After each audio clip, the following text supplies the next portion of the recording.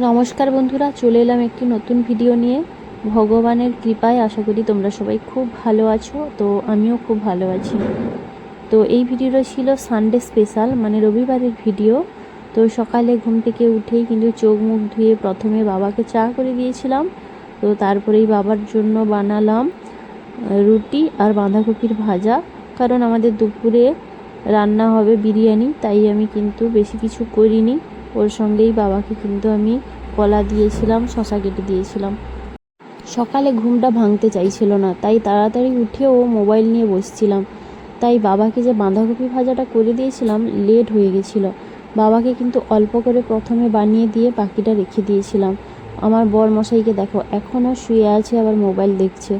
তো পরে কিন্তু আমি বাকি বাঁধাকপিটা ভেজে নিয়েছিলাম। তো ভাজার পরেই কিন্তু বরমশাই আর মেয়ে মিলে পান্তা খেয়ে নিয়েছিল। তো আমিও একটু পান্তা খেয়েছিলাম।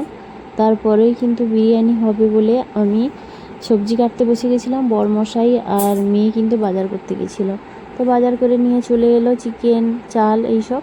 তো মেয়ে প্রথমবার এবছর লিচু কিনে নিয়ে এসছে। তো লিচু খেয়ে তো মেয়ে খুবই খুশি হয়েছিল। আর এমনিতেই দেখে বুঝতে পারবে, দেখো তোমরা, লিচু এনে কতটা খুশিভাবে নাচছে, আনন্দ করছে, হাসছে।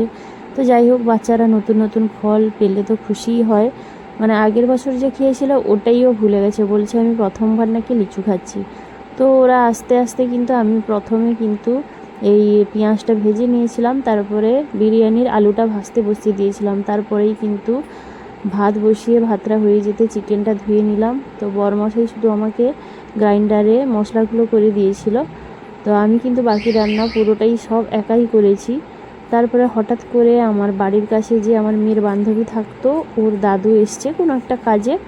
তো ওরা কথা বলছিল, আমি গিয়ে একটু শরবত করে দিলাম। তারপরে এবার দেখো, আমার মাংসের গ্রেভি কিন্তু খুব সুন্দর কালার হয়েছে। মাংস কষা হয়ে যেতেই কিন্তু বিরিয়ানিটা বসিয়ে দিয়েছিলাম। বিরিয়ানি হওয়ার সময় কিন্তু আমি রায়তাটাও বানিয়ে নিয়েছিলাম। তো যাই হোক, বিরিয়ানি হয়ে যাওয়ার পর নিচে কিন্তু আমরা যাদের বাড়িতে থাকি তাদেরকে এক প্লেট প্রথমে দিয়ে এসেছিলাম।